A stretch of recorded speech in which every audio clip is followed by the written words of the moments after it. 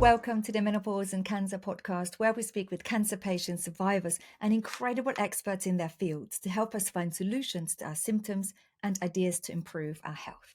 My name is Danny Binnington, and today we're discussing genomic testing for personalised menopause care. What role does testing play in promoting better health is one question I have. And while so many of us know about genetic tests like the BRCA mutation test, for example, testing in general in our conversations is really on the rise. So many people are wearing the blood glucose monitors to test for their blood glucose levels after they've eaten. But more and more people also talk about genomic testing, and people want to understand their biology. Why are some people better sleeper than others, for example? And how does the food and everything we sort of consume, how are we wired, and how can we use that knowledge to then improve our overall health, especially when we have to address lots of debilitating symptoms if you've been pushed into menopause after a cancer diagnosis. I'm going to talk to an amazing person on this podcast. My friend Toro is also a nutritional scientist and functional medicine doctor. She has used genomic testing and other tests for herself. She's had breast cancer 3 times, and she also uses these tests in her professional experience. And I want to know about everything, because there is also always an emotional impact when we use tests like that. I remember having received my BRCA1 genetic mutation results, and it was a really difficult time for me in my life and also for my family. And so I really want to talk about that aspect as well. If you want to go down the testing route, who do you do it with? What is the provider, and who is the practitioner that can help you understand and make sense of those tests? So let's talk about everything. Let's welcome Torol in. And if you want, we can always talk about many aspects of this in more detail on upcoming episodes. But today is an overview. Let's get on with it. Hello, Toro, and welcome back to the Menopause and Cancer podcast. You are in a very exotic location today. How are you? I'm great. I'm in Mexico working remotely, and it's such a pleasure to talk to you. But what's also great is that realizing what's really important for your health and well-being and simplifying it all when you're traveling or living remotely like I am for a month. And you really forget that sometimes we overcomplicate things. So this is more to a simple life. Yeah. Dare I say, and is it okay to say, you're a breast cancer survivor twice and you are really thriving at the moment Three in your times. 3 times? 3 times, And yeah, I am. and you're thriving. Would you say that? That's okay to say? Yeah, I definitely say I'm thriving. I think I'm at this point now where I'm 3 years kind of past the last diagnosis. And actually, we're at a point where we're not doing any sort of acute care. It's very much surveillance and observation now. And I have a long term plan. And for me, that feels actually A, very reassuring, and B, I'm kind of off edge, kind of, if that makes sense. So I'm a little bit more relaxed. I'm like, okay, well, we know where we are. We're all good. There's no evidence of disease at this precise moment. The thing that we've been worrying about has been, we're just going to monitor it. So, and that feels good. It's good to move on. Thank you. And today I want to talk to you about our genes a little bit more and about your personal experience with testing, because I think there is a lot more emphasis on personalized nutrition out there. People are wearing the glucose monitors. People have conversations, and I listen to them, and they say, oh, your genes can turn your hunger on and off, and that your genes are responsible for make you feel fuller or for make you feel really ravenous. And so we're talking more about the genes when we talk about food. And then obviously that comes into all of our conversations when people talk about weight loss. Can you talk to us about all of the different genetic tests that are out there? Because I think people are often confused even to what they are, myself included. So I think there's so many different types of tests, and I think that's the thing, like the oncotype testing and the prosigna testing and the kind of breast cancer. I mean, if we talk about breast cancer, because obviously there's loads of different cancer and lots of different genes, but there are lots of genes which are connected to particular cancers, which can increase your risk. So when we think about things like BRCA syndrome, BRCA1 and 2, or Lynch syndrome, which increases colon cancer, there are lots of and we know about these. But what we also know is there are lots and lots and lots of genes that we don't know about still. And that we're at the forefront, we're at the very beginning of this kind of education and science. And we will as time goes on, we won't remember that the Human Genome Project only was happening in 2000, only 24 years ago. So we're still learning, uncovering so much about our DNA and genes. So whilst we map them all up, we don't even know what 90% of the genes even do. And we know there's a lot of junk, what we call junk DNA, and we don't even know what that encodes for. But it's obviously there for a reason, because it wouldn't be just there if it wasn't necessary. So we're still learning. And I think that, and kind of referring back to what you're saying, that we are looking at we're looking at medicine 3.0, as Peter Attia would say. He's a really interesting person that's interested in reducing the risk of long-term disease, chronic disease. But we're still learning so much, and what we can do is use the science as it develops. So one thing we can do is genomic testing. Genomic testing is looking at we're all individual. We all have our own genes. Even if you're siblings, you're going to have different genes, you're going to have different information. And I think we have to remember that. And our biological code can impact how we look, but also how our physiology behaves, whether we can absorb certain nutrients, our reproduction, our neurotransmitters, and how our brain behaves, our kind of influence our well-being. And I think that there are lots and lots of variations in our genetic code. They're called these SNPs, single nucleotide polymorphisms, and they make us all individuals. Now, we will carry these SNPs as families sometimes, or they may be just individual to us. And it's not about, these little SNPs aren't going to make us ill, and they're not like these BRCA mutations, which can really confer a huge disadvantage when it comes to cancer risk. But they're more small little things which can impact our body as a whole, and this will kind of give us a personal health kind of blueprint, and for us to understand our own biological strengths and weaknesses.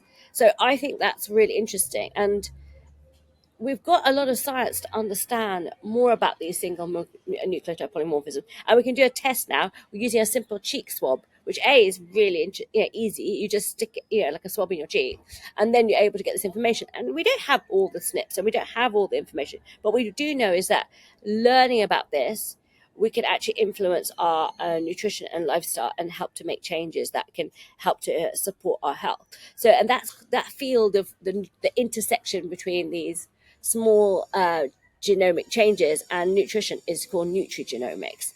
And I'm really passionate about all of these things. Epigenetics is how our lifestyle impacts. So it's like they say that the genes may load the gun, but your lifestyle can pull the trigger. So that's what we're kind of learning. Hey, thanks for watching this episode. 73% of people who watch my podcast haven't yet clicked the subscribe button, and 11% haven't hit the button to turn on notifications. I want these conversations to reach as many women as possible who might need to hear them. So if you've ever enjoyed listening to this podcast, please hit subscribe now. And I want to talk about that a little bit before I really want to ask you how testing like that can help us now once we've had a cancer diagnosis, and initial prevention is a little bit too late for that primary diagnosis for many people, and then we're in the menopause. I want to know about that, so remind me to get back to that. But the quote you've just mentioned always makes me feel comfortable and not very comfortable at the same time. So for someone who's got a BRCA1 genetic mutation, I know there are many people with the genetic mutation that never get breast cancer or never get ovarian cancer, right? We have a risk, and that risk is increased. So my gun is loaded. And sometimes by a quote like that, I feel like, have I done something wrong for the trigger to having gone off? And however, I know cancer is never anyone's fault, and I understand epigenetics, but I also think there are many voices out there who are really talking about how we can really change our lifestyle to reduce our risks and all of that. And yet we can still get cancer with or without a genetic mutation, isn't it? It's just like when you play cards, you want the best hands, Exactly. It is so luck, and I'll talk to you about some luck or bad luck. I know somebody very well who has never smoked, has had a healthy lifestyle, has stage 4 lung cancer, and there is nothing she's done. And we keep having this conversation, and she's worked in the architecture building trade, and she's like, do you think I could have been exposed to asbestos? And I think that's, again, that's luck, right? You don't know if it's nothing she's done, but it is part of what's happened, her environment and what's happened in life. And, and I have no answers for someone like that. I have no answers. And Mm. it's really difficult. And it's absolutely not just to do with, yeah, and I see the triggering aspect, as I use the word trigger, for this, like genetics knows a gun. But the thing is, in this instance, we don't know if there's any genetic things prone, or is it just really sheer bad luck. And I think Yeah. we have to remember that with genes and with DNA, if you think about it, um, it's like you are photocopying. So you have it all written, your DNA written on a piece of paper. You keep photocopying it. The more times you photocopy it, the more likely there is that you won't be able to read it. And so that's part of that too. And we have to Mm. remember that unfortunately things happen. And do I think my personal genes predisposed me? Yeah, they predisposed me to breast cancer now that I know a lot more about it. But did I expect to have breast cancer at 29 when no one in my family has had breast cancer that young? No, of course not. And is that something I did? No, actually, when I was actually diagnosed, super lean, doing all the exercise, eating super well because I already had worked in nutrition and cancer. But what I will say, I had quite a lot of emotional trauma. So there's so many things that happen to us that we have no control over. And I think we need to not get bogged down with that. But then once we do know, there are things we can do to help reduce our risk. Yeah. And let's talk about that. So before we go back to the testing, I just want to sort of touch on a little bit about how it makes me personally feel with a genetic mutation and what my sort of thought process was always going forward because of it. So when I then the doctors found out I had a genetic mutation, I was the first one in our family to get tested. And that felt really important because looking back, it explained a lot of the really sad ovarian cancer diagnoses and deaths we had on my dad's side of the family. Looking forward, it started to worry me. I have 3 daughters, and of course, this is going to open a whole conversation between them and myself and their medical team at one point, if it's relevant and okay for everyone. And then I had a double mastectomy that felt very proactive. I thought, that's great. I'm going to just get rid of my boobs to reduce more cancers. And then I let go of my ovaries. And because I let go of my ovaries, here we are. And we've, the Menopause and Cancer podcast would have never even been launched if that hadn't been part of my journey. And then I thought, what now? I've still got this genetic mutation. I know I've removed those body parts that are at higher risk, but I'm still at risk. That mutation is still in my DNA. And so I think partly I was so passionate about really changing my diet and my lifestyle and my stress levels and all of that, because I'm always a little bit feeling under threat. That Yeah. feeling.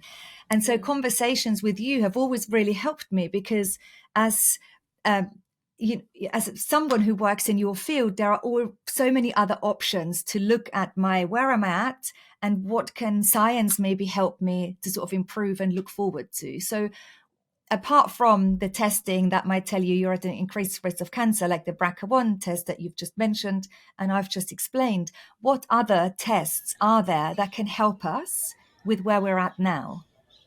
So I think we want to think about kind of the non-medical, because we've moved on from that, because obviously your doctors may offer you some other sorts of genetic testing on your actual tumor. And then that will help for them to understand what the best treatment plan is. So we've moved on from that. This is someone who's finished their treatment.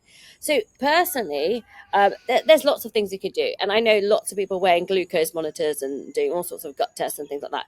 I think that stuff is great, but it's not that useful as to your cancer risk and also menopause. I think what's interesting where a glucose monitor, which I think everyone could do without using one of these expensive tests, is to understand how foods personally impact your body and your own blood sugar. So for me personally, I know that I can eat al dente pasta and I won't have that much of a increase in glucose after that. But if I eat white rice, it increases exponentially, and that's not what we want. We want to keep it as level as possible. So for me, wearing a glucose monitor for 2 weeks and just testing some common foods, and actually I realized in that time I never really tested potatoes, but so I need to probably go back and do that. But knowing that eating my sourdough my kind of sourdough bread that I was having, seeded sourdough bread I was having with eggs or avocado or smoked salmon, whatever it is, had a very gentle glucose release, was actually very useful for me. I'm not saying that is for everybody, but it may be for some people, just to understand, what foods impact you in from the glucose perspective. I know that at the moment that's a big conversation. And then the thing that I'm particularly interested in is this genomic testing and understanding a little bit about these in these single nucleotide polymorphisms, which is what makes us individual. And it has loads of impact on how we, kind of look and how our body behaves. But it's also really, really important for our kind of health and disease risk. So, for example, and I'll give you some simple non-cancer related examples, but well, they're kind of cancer related, but for vitamin D. So we have vitamin D receptors, and we also have vitamin D transport. So with the genomic testing that I use a company called LifeCode GX, but any of the genomic testing. But in the UK, that's one of the best ones. It looks at you could have a vitamin D receptor that's not working very well. So in which case you'll need to eat more vitamin D rich foods or supplement. You can have vitamin D transport that's not working very well. So it's all very well you absorbing it, but then you're not transporting it around your body where it needs to be. So again, for that reason, you might want to increase the vitamin D rich foods that you have or supplement. So these are the kind of things that we can understand from this genomic testing. And I think that's very fascinating. So for example, there are genes which are related to your sleep. So one's called PER and one's called clock. And essentially they tell you whether you're a night owl or not. If you're a night owl, yeah, which I actually have mutations in both of them. I'm a certified night owl. And we know that for those who have shift work, who sleep, go to bed a lot later, it does impact the quality of your sleep. And all of these things can impact other processes in your body. So, for example, those who are doing shift work or like sleeping, kind of going to bed very late and not getting quite enough sleep, that can impact your leptin and your ghrelin hormones. These are two hormones which are very much related to your kind of how much you eat and what you want to eat. So there's the satiety hormone and the hunger hormone, and both of these are impacted when you haven't had enough sleep. So if you know that your sleep is likely to be impacted because of some of the mutations you have. So for example, in my family, we have mutations in how we make melatonin. Melatonin is our sleep hormone. And my whole family, so this is my mum and my dad, which is interesting because they're not related at all, yet they both have the same mutation. And obviously my brother and I, and now my nephew, because we've tested him, have all got this mutation where we don't make enough melatonin, and that impacts our sleep. And we're not very good at getting to sleep. I'm particularly a horrible sleeper, and so everything I do is really to help support my sleep because I'm not making enough melatonin. Now in the UK, you have to be prescribed melatonin. You can't just buy it. In America, you can just buy it in any pharmacy. In fact, in Mexico, it's like America, you can just buy everything. But, you can't. And also, you don't want to necessarily supplement with melatonin because that can then make you very dependent. So what do? I make sure I eat loads of foods which are rich in tryptophan. So things like turkey and things like that, and chickpeas and things like that. I also take a supplement called 5-HTP, which actually is the precursor of how you make serotonin first and then melatonin to help support my sleep. I have really strict sleep hygiene. I have a very strict sleep routine. So I do the same things in the same order every night just to help get myself sleep. I make sure I sleep with it. It's very dark. So in my bedroom at home, I've got blackout blinds and curtains. So it's very dark. But when I'm traveling, I just travel with a sleep mask to make sure it's really dark. I need to make sure it's quiet. So all of these things can really impact your health and well-being. Now, what's really fascinating is that my nephew has autism, an autism spectrum disorder, so he has more issues with sleep. So he is prescribed melatonin at the moment from the doctor to support that. But at some point, we want to wean him off and try and help him naturally as he gets older, because I think it's really important. He can't just take melatonin for the rest of his life. So that's one of the interesting things about it. Yeah, absolutely. Yeah, you know what's so interesting about this? I wonder whether we sort of born and then we're raised in our sort of Western world, and we think everyone needs to be a good sleeper. Good sleep is normal. We think everyone needs to be a good balanced weight. Good balanced weight is normal. We think everyone needs to function in a similar way in their brains. Otherwise, you are on some sort of spectrum, right? Or you are on, a neurodiverse. And I think everything needs to be normal and good, and that's the foundation. But that's not the truth. Like you just said, in your family with your dad, your mother, you, your brother, your nephew now, you actually have a poorer starting point to how well you go off to sleep. And that is just because of how you're made and how you're sort of genetically wired, as to speak, isn't it? Exactly. Yeah. And I think, what's interesting is that when I've always been a poor sleeper, when my mom said that as a baby, I was just awake. I just used to trouble her. Because my brother was actually a good sleeper when he was born and small, when he was younger. Like, he will fall asleep, but it's only as he's got older and he's got more stress that it's more apparent. So these can Yeah. also show up in very different ways, even though you have the same Mm. genes. So I've just we were born at very different times. I was born in the evening. My brother was born early in the day, and it's fascinating. I just think that we just don't know how that's going to impact you. So for me, I Mm. know that's my nemesis and my weakness. And I was on the phone actually with my nephew, and he hadn't slept very well. It was early in the morning there, and I said, "Oh, what's happened? You look tired." He said, "Yeah, I haven't slept." And I just thought, well, I said, "Oh, have you done this? Have you done this? Have you done?" And we talked about all the different things. So, "Oh, right, I forgot that." I was like, "Okay, well, maybe you need to make sure remember that, because this is training him to be an adult." And Yeah. so I love that I can have these conversations from now, and more importantly, he's interested and he wants to understand. And obviously, he can Yeah. understand this much, and then he gets maybe in 2 or 3 years he'll understand this much. When he's 18, and this much, and when 25, we said we'll keep talking. Yeah. And what else did you want to learn from your genetic testing? So What so else were we you did, curious yeah. about? So I was really curious about all of it and how it all works. So I'm really lucky. I'm a trained genomics practitioner. I've been using it as a tool for quite a few years. I work really closely with LifeCode GX. So whenever there's any new training or any new reports, I get to kind of be one of the first ones to be trained.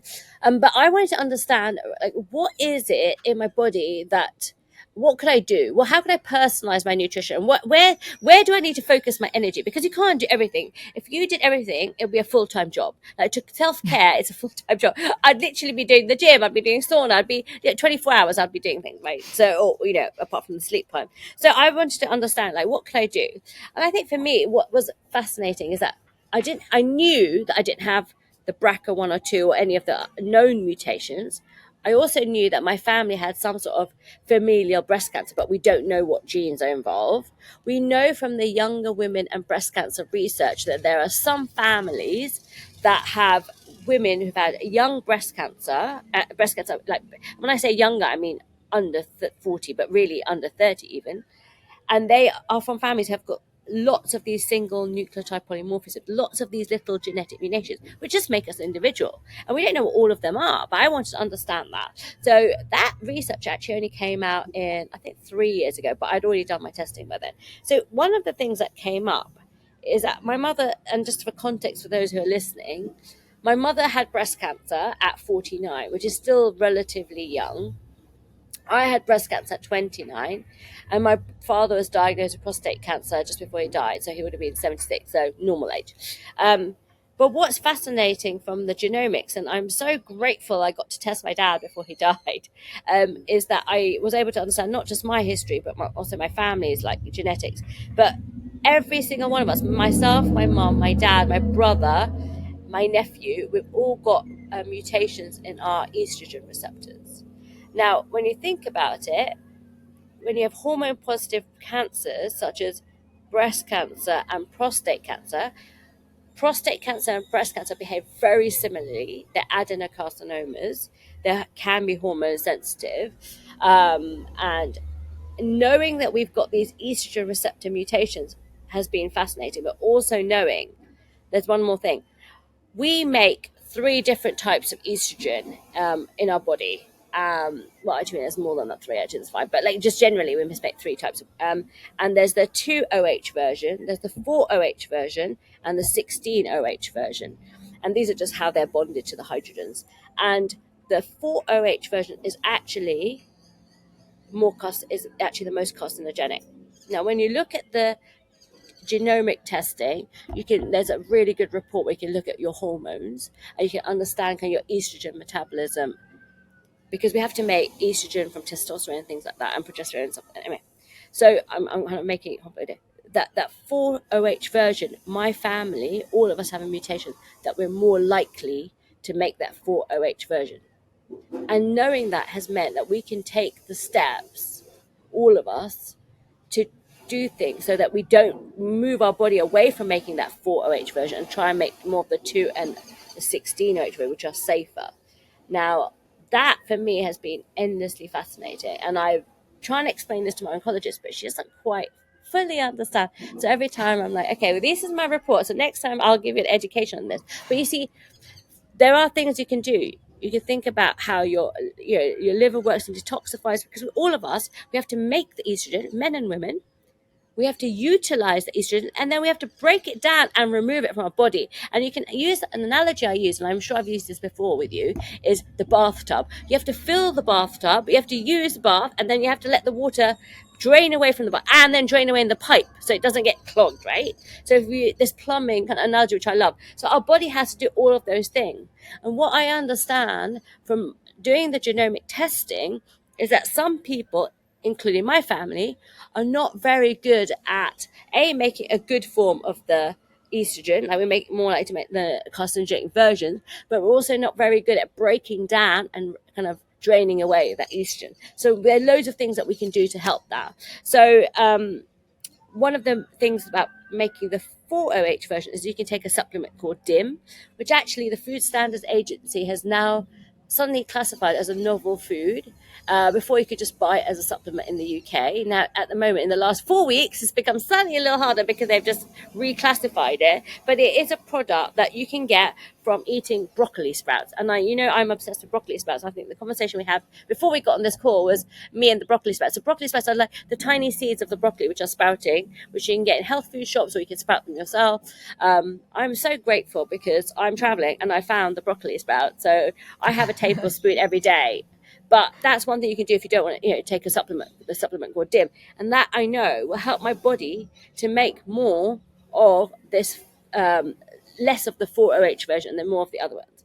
Then there's other lifestyle things you can do to help, so I know for me, alcohol and stress are things that push my body one way or another way. So if I have more alcohol and more stress, then I'm making more of the carcinogenic version. I'm also not helping my body to break down the estrogen and remove it from my body. So for me, that's the key. So I don't drink that much anymore. And actually, it was really, I like to drink. There's nothing wrong with it. But we also know that alcohol, there's no safe amount of alcohol with breast cancer.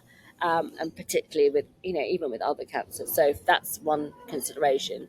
But the other things, I just don't feel great anymore. So I know that that's something I can easily avoid. Now, the stress is much harder because living in London and, it's a fast-paced life, it is stressful. So then you have to do all the things you need to do to reduce stress, like stress releasing. And I know that the way you and I met was really through yoga, I think, initially. And, doing yoga and meditation. So even before, it's pretty early here in Mexico, but even before we had this session booked in, I made sure I did my meditation every single morning religiously, because I know that sets me up for a good day. So it makes me a bit more resilient. I do lots of other practices that help with stress. So one of the things that's really important, so I hope we're not going off topic, by the way, is that hormetic stress. Hormetic stress are these little stresses that we can put on our body to help us become more resilient to outside stress. So hormetic stresses might be things like sauna and cold plunge, like those kind of things. Yes, yeah. Doing breath work, certain types of breath work, all of these things create little hormetic stresses, or even eating certain foods, and that can make your body more resilient to stress. So for me, that's really important. Now I know that I can do more of those things to support my body. But is it fair to say that there's no point in doing any of these tests alone? Because you said it's a swab in the cheek. Like, it doesn't sound like it's a big deal to do the test. But what do I do with the results if I'm not someone? Yeah. You need to go through a practitioner, right? You Because absolutely need to go through a practitioner. how In would fact, you you know? can't order the Life Coach EX unless you work with a practitioner and you go through the results. There are other companies which are less scrupulous and they do allow you to just order. But I think like things like 23andMe, you can just order it But then what do you do with it? What do you know? Yeah. Do you know what to do? And I think that's, for me, where we need to have kind of a little bit more structure and control, is so that it's great to have this stuff available and this information available and for it to be freely available, but then how does it impact? And then the other thing we have to say is a lot of the genomic testing and a lot of the data we have is based on white people. The white population only makes up 12% of the global population, yet 93% of the data we have is from white people. So we need more research and data in the global majority and all ethnic groups. And so that's something. There's a doctor that I met a few weeks ago. She's got this massive project, like she's trying to fill the gaps, particularly. And so we need more of the data from Asia. We need more data from Africa, where global majorities live. We need more from Latin America to really understand how our genomics. So at the moment we're working, because obviously we do have ethnic differences. So for example, there's a FOT2 gene which kind of looks at vitamin B12 and things like that. And there is one mutation that's more prevalent in Asian people, and there's one that's more prevalent in non-Asians. So just understanding all those nuances, and we're still at early days. So we need to really fill the gap, these huge gaps, given that most of the data we have is only from 12% of the world population, and we need to make sure that we're using this information correctly, and it's not just it's been used by people who understand how this works and who can explain and help you. Yeah, absolutely. Because even the genetic mutations for BRCA1 and BRCA2, I think they're available on some of the tests that people can do alone. And I think that is a really scary idea, to have a test result back like this without genetic counselling, without really a doctor to explain to you what you can do about your risks and how you can be screened or what is the next step for you. I think that's a really scary and uncomfortable place, knowing that that exists for me. Yeah, and I would prefer this all in the healthcare settings, but the way we have some of, and then what I would like is then maybe that everyone who's had cancer is offered that, but they're not. You only offered it if you meet certain criteria, and obviously it is only useful for people like us probably who are younger, because a lot of the people that are diagnosed with certain types of cancer at older age, it is to do with your DNA not replicating in the right way, so it's not not replicating properly. So I think we do need genetic counselling. We just don't have enough of those also available Mm, and people trained yeah. in that. So I think I'm reading that book at the moment, Yuval Noah Harari one, 21 Lessons for the 21st Century. And I think that's the thing. Our technology's moved so fast. Yeah, we haven't had the time necessary and the resources to train enough people in these new how we use it. In the same way, AI could be such an amazing tool for us in the healthcare industry, but we need more people trained to know how to use it in a way that's safe for humans. Yeah. And all of this Uh, stuff is going to work together. We can't avoid technology. We can't avoid these advances that we're making. But what we need is to keep up to date. And I think, sadly, with the NHS, because we've got funding issues in the UK, it's not able to necessarily keep up to date. And the private companies are doing much better with it. And they're utilizing these technology and these tools in a much better way. And actually, yeah. at some point it's going to overtake us. So, like, for example, we know that with radiologists, there are not enough radiologists now in the UK, and Mm, mm. there is actually a field where less people are qualifying. But we know also that AI could help, and it's just as good as humans at detecting breast cancer when you're looking at mammograms and scans. So that could be a way of maybe how do we utilize the technology at the same time. So, and and to help us, because we don't have enough humans to train.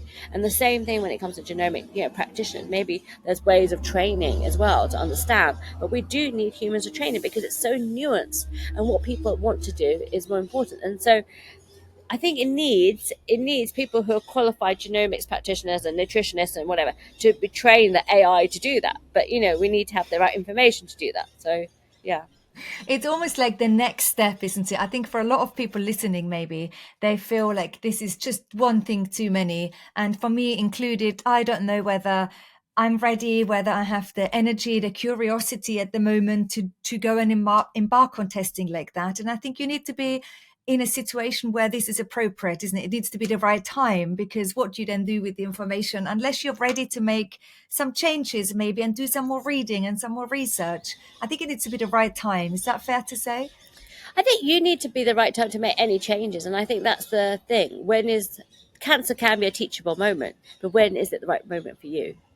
So the Yeah. cancer diagnosis may have happened, but it's only going to be the right time for you to sort of look at your background. And I will say personally, and I'll own this, that when I was first diagnosed with cancer at 29, I did embark on a personal development journey where I started to look at myself and how I could be differently, both physically, emotionally, mentally. And there's definitely things I tackled, but it wasn't until my second diagnosis or even my third diagnosis, like in my second diagnosis, I realized how codependent I was with my mother, and how when she had her breast cancer, that made me into her worrying and caring about her for the rest of my life.